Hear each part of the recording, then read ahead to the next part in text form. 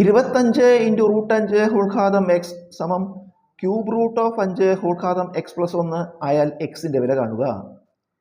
25നെ 5 square എന്ന് എഴുതാം, 5×25. Root 5നെ 5 ഘാതം 1/2 എന്ന് എഴുതാം. അതായത് ഈ റൂട്ട് ചിഹ്നത്തിന് പകരം കൃതിയായിട്ട് 1/2 ഇട്ടാൽ മതി.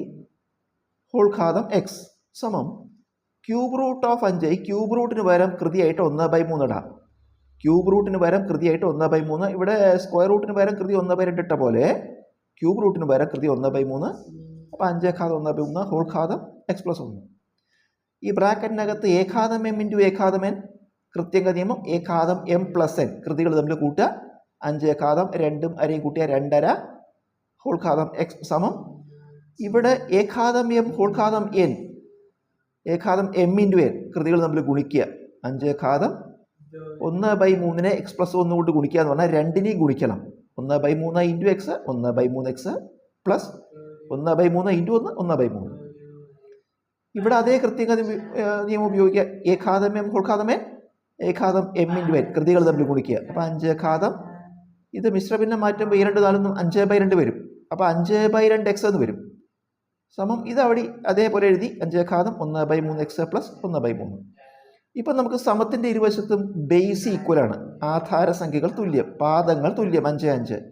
അങ്ങനെയാണെങ്കിൽ കൃതികൾ തുല്യമായിരിക്കും. ഇവിടുത്തെ കൃതി എന്താ? 5/2 എക്സ് സമം ഇവിടുത്തെ കൃതിയോ 1/3 എക്സ് പ്ലസ് 1/3. ഈ എക്സ് എല്ലാം ഒരു ഭാഗത്തേക്ക് കൂട്ടുക. ഇവിടെ 5/2 എക്സ്, ഇത് ഇങ്ങോട്ട് എടുത്തു, മൈനസ് 1/3 എക്സ് സമം ഇവിടെ അവശേഷിക്കുന്നത് 1/3. ഈ 5/2 എക്സ് എന്ന് പറഞ്ഞാൽ 5x/2 മൈനസ് 1/3 എക്സ്, ഒരു x/3, അതായത് x/3 സമം 1/3. ഇത് നമുക്ക് ഈ അംശം കൊണ്ട് ഈ ഛേദത്തെ ഗുണിക്കാം. 5x × 3 15x, ഇടത് ചിഹ്നം കുറയ്ക്കണം. ഈ ഛേദം കൊണ്ട് ഈ അംശത്തെ ഗുണിക്കുക. 2 × x 2x ബൈ ഛേദങ്ങൾ ഗുണിക്കുക. 23 6 സമം 1/3. 15x എന്ന് 2 പോയാൽ 13x/6 സമം 1/3. ഇത് ക്രോസ് മൾട്ടിപ്ലൈ ചെയ്യാം. 13x × 3 39x സമം 6 × 1 6.